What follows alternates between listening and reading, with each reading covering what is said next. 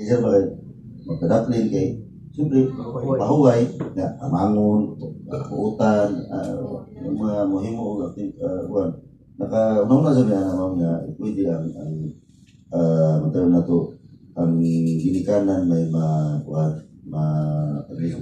sa, okay. The third time daw, sir, like, the third time, ang first, second, third is pasidan, and then the third time, kay Kwan, but wala ang good tayo ordinance, sa city, Pagkuli ma'am, as advisory council, pwede na nato request na nato check siya daw mahatag nato sa council sa city level from city level. Ora nga let's start to discuss all these things. Probably we will be calling for another meeting. Yes, sir. And then on that particular meeting, mura malagot ta karon og we just try to reconvene the advisory council.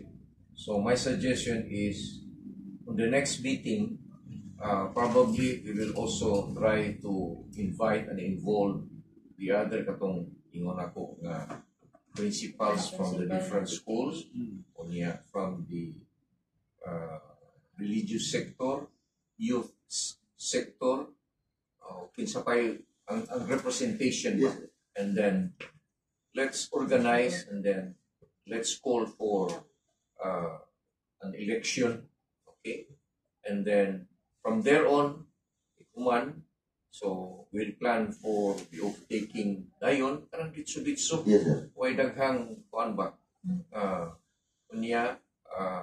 Let's discuss also on the issues, vital, important issues that we need to address immediately in relation with all the problems nga kining makita ginato ba kay ingon mo kana mga batan-on nga kuan.